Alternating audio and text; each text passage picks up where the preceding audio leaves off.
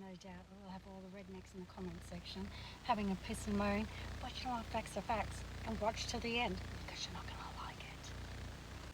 What if I told you that James Packer, Gina Reinhardt, Tommy Robinson, Karl Stefanovic, Barnaby, Joyce, One Nation, and everyone else in between has very close connections to Israel? And we're talking the top dog, Bibi. Bibi is very good friends, and I mean very good friends, with James Packer. James Packer, the same man who threatened an executive because he didn't want to put in any more money to the Crown Casino. And then he said he would use Mossad intelligence. And then he joked about it later and said, I didn't think he was going to take me seriously. Yeah, he's best friends with Bibi. Take a look for yourself. He's been in power here for nearly 8 years, but a new scandal threatens his reign. And allegedly caught right in the middle of it is Australian billionaire James Packer. המיליארדר האוסטרלי ג'יימס פאקר ואת קשריו עם ראש הממשלה בנימין נתניהו. העניין הבא שלנו, ג'יימס פאקר. James Packer has been making near daily headlines across Israel. ג'יימס פאקר, האזרח מספר 1 של ישראל. Packer is involving and Milchan is involving in paying for all kinds of things for the Prime Minister and his wife. שהרעיף המיליארדר על בנו של ראש הממשלה יאיר נתניהו את הנגישות והקרבה שלהם זכה. It's been big news in Israel. It also needs to be big news here in Australia. Mr. Packer needs to be given an opportunity to explain himself, but on the face of it, it would seem extraordinary if the AFP did not conduct a thorough investigation of these very serious allegations. And then Gina Reinhardt just last week said to all of Australia that we should give land away to Israel so they could manufacture and live and build in the region. She was also taking a chapter out of the original plan of giving away the Kimberley region to Israel so that it could be a nation within the nation of Australia. But she wanted to move that very same idea to Queensland. Go and look it up. Google is your best friend. Townsville made important history years ago as a Navy base at Townsville, helping defend our country in World War II. I understand, and of course, also aircraft facilities and of course. What the fuck was that? That explains why her and Pauline Hanson have something in common. They both can't fucking speak English. Secondly, Gina Reinhardt, it's your father that raped and pillaged, literally, Aboriginal land and women, and then had Aboriginal kids. 2 Aboriginal women. Well, let's keep that one a secret, huh? I understand many veteran families still live in this area. That important culture, a very important culture, could flourish again if we also offered free land, be that near Prairie if suitable or elsewhere near Townsville, for the Israelis and transport here for their skilled people, immediate families and equipment, and encourage the Israelis to develop and build their advanced war drones and or other advances in defence. Secondly, the timing of everything. Karl Stefanovic already told everyone that he was leaving at the end of the year and he was going to pursue a podcast. That came about in April of 2026. So I have some pretty exciting news. I have this curious beast that lives inside my head and I'm about to unleash that beast. I'm free and independent to talk to people that I'm curious about. People with amazing things, people who have stories to tell. They're just interesting. It's unscripted, it's unfiltered, uncensored. I'm going to unleash the beast. Are you ready to walk on the wild side? The Karl Stefanovic Show. Except the interview that he did with Tommy Robinson wasn't quite journalistic at all. It was 2 bum buddies having a conversation, and then Tommy Robinson rubbing his nose the whole time like he was off his chops. I guess. So I spent 12 to 18 months in a city called Telford, and I spent time with dozens of girls and families, getting to know them and hearing their story, and building a... And when I knocked on the door, I got them all banged at once. They all paid. So I said, okay. And then who happens to also be in London? Barnaby Joyce. Just walking the main streets of London, and I don't know who you're going to run into when there's a change of Prime Minister. You got that $5 out of it? No, I don't. Barnaby's coming up on the show tonight. I mean, what are the chances, right? Gina Reinhardt, one of One Nation's biggest donors and advisors, one of their politicians just happens to be in London at the very same time. And yet Australia still thinks genocides and colonisation still isn't happening. Hello, Australia is supporting another colonisation. So people in the comment section losing their fucking minds about how the black person that I posted last night... He's speaking. Why are you shaking? Why are you getting so angry? Because my drone or what? 20 times more likely to commit sexual offences than the Brits? Yeah, native The Brits. Brits that colonized the whole world, you mean? That raped and pillaged the whole world to get the power that The they Brits, have? the Brits, yeah. Yeah, the Brits that did that. Yeah. And you guys have the audacity to say that the Afghans and Somalis did what? It's not. Doesn't know when to stop hating on colonization. Well, it hasn't ended. And for a fact, it was the Brits that did all the colonization, and they continue to do so. How the fuck do you think Israel came about? It started off with Britain. And then the US came involved after Second World War because they found out that there was a lot of oil and resources in the area. So why not rape and pillage the whole Middle East? And why not put an infestation right in the middle of Arab countries? Because it becomes a foothold.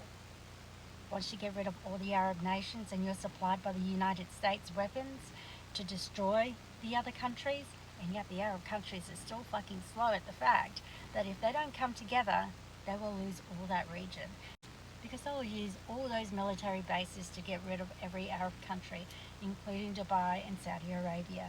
I know that you guys want to stay the fuck out of things, but at the same time, you will go down at some point. You're just a target, maybe the last target. And by then, all your Arab brothers and sisters would be gone. So, when people go on about the Arabs in my comment section, well, you wonder why. Because we have enough so-called social media influencers that like to bag the fuck out of coloured people. Colonization hasn't stopped. You see them in the comment section all the time. So I will try and be the reasonable person and point out the fact that the white people that are 7% around the world are still the most destructive people in the world. Still colonizing, still segregating, still power playing, and still giving platforms to only people that look just like them. Just like the ones in the court system and in parliament. Mic drop. In the cold and the rain, hundreds of Israelis gather in Tel Aviv to protest the Prime Minister, Benjamin Netanyahu. Bibi, as he's known, is a political mastermind and a survivor.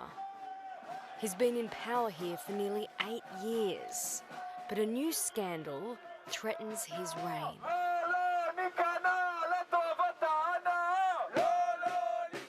And allegedly caught right in the middle of it is Australian billionaire James Packer. המיליארדר האוסטרלי ג'יימס פאקר ואת קשריו עם ראש הממשלה בנימין נתניהו. העניין הבא שלנו, ג'יימס פאקר. James Packer has been making near daily headlines across Israel. ג'יימס פאקר, האזרח מספר 1 של ישראל. Packer is involving and Milchan is involving in paying for all kinds of things for the Prime Minister and his wife. שהרעיף המיליארדר על בנו של ראש הממשלה יאיר נתניהו את הנגישות והקרבה שלהם זכה. It's been big news in Israel. It also needs to be big news here in Australia. Mr. Packer needs to be given an opportunity to explain himself, but on the face of it, it would seem extraordinary if the AFP did not conduct a thorough investigation of these very serious allegations. The relationship between one of Australia's richest men and the Prime Minister of Israel can be traced back to a star-studded dinner held in Mr. Netanyahu's honour in March 2014. The evening's host was Hollywood producer and Israeli billionaire businessman Arnon Milchan. There, but hiding from the cameras, was the party's co-host, James Packer. I think Mr. Milchan was the guy who brought him to Israel, introduced him to the Prime Minister. Mr. Milchan knew Mr. Packer's father, so they are very close. Soon, Mr. Packer became part of the pack. He's not Jewish, but there was a very immediate chemistry, even a click between him and Mr. Netanyahu and Sarah Netanyahu. He became a very close friend in the most intimate circuits. The relationship quickly developed. Mr. Packer purchased $1 million beachfront mansion in Israel, right next door to the private home of Mr. Netanyahu. and the billionaire began making substantial investments in Israel's booming tech market. I know that no matter on which side of the aisle you sit, you stand with Israel. Then, in March 2015, James Packer was a surprise guest in the audience as Mr. Netanyahu addressed the US Congress in Washington. I've long said that the greatest danger facing our world is the coupling of militant Islam with nuclear weapons.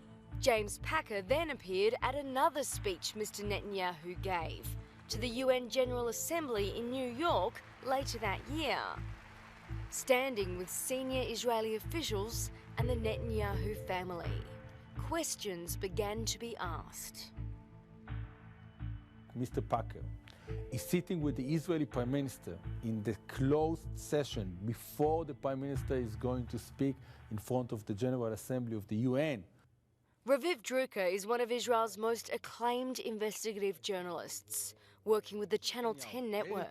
His recent report on James Packer's relationship with the Prime Minister caused shockwaves across Israel. The report alleged the Australian billionaire showered lavish treatment on the Prime Minister's family, particularly on his 25-year-old son, Yair, claiming Mr. Packer gave the PM's son numerous free luxurious holidays at properties he owns and rents around the world.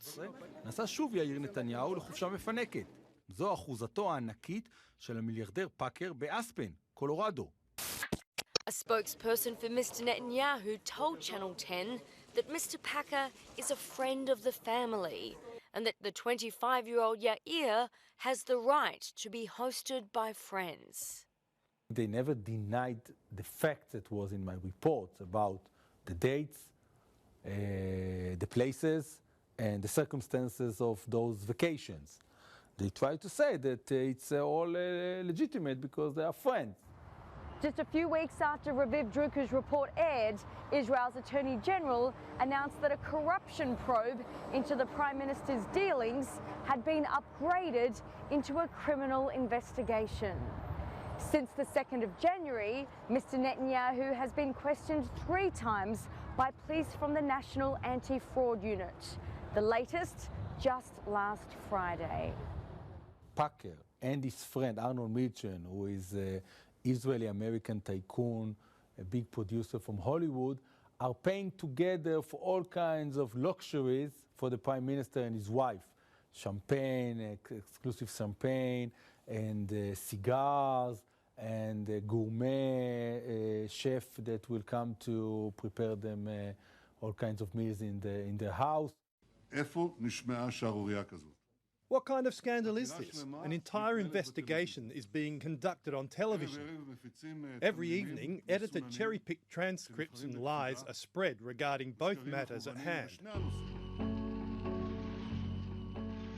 While the Prime Minister has been adamant there's nothing wrong with receiving gifts from friends, Mr. Packer hasn't responded at all. But many here keep asking this question. למה פאקר כל כך נדיב כלפי משפחת נתניהו? 7:30 has no evidence to suggest James Packer tried to bribe anyone here in Israel. But a meeting between his Israeli lawyer and the Minister of Interior here does reveal one important thing that Mr. Packer may have wanted from Israel. The Interior Minister told the ABC that he met with James Packer's lawyer, who asked about the procedure needed in order to arrange citizenship or residency for Mr. Packer, something that could bring him significant tax benefits. Packer has this vision of coming to Israel and gets all kinds of tax benefits. And in order to get it, and access to the Prime Minister and to his close advisors could be a great help for him. Mr. Packer didn't respond to 7:30's questions about the meeting with the Interior Minister, nor did he answer any questions about his relationship with Benjamin Netanyahu. Could you imagine if foreign businessman here in Australia gave lavish gifts to a political leader that's in the position to make a decision as to their residency status, as to their tax status, if you like, I would have thought it would be no less than a political furor. The AFP have told 730 they do not confirm who they are investigating. But the ABC understands there is no active inquiry into Mr. Packer's dealings in Israel. 730 doesn't suggest Mr. Packer has engaged in any criminal behaviour. However, people in Australia are watching the developments closely, as Mr. Packer's position on the board of Crown Casinos could depend on what the Israeli authorities find. James Packer is really one of our most important and foremost business people. I've no doubt he's got the best advisors in the world, and I trust that they would be advising him to act very cautiously in relation to these matters, because as the figurehead of the Crown organisation, those licences would be under attack if there were any personal wrongdoing on his part. I'm sure that they want to question him. I'm sure that the moment he will land in Israel, they will want to speak with him. I'm not saying that he will be in a position of a suspect. Maybe he will be in a position of a witness. They will want to ask him, how much present did you give? What was the pattern of giving it? What was the reasoning for it?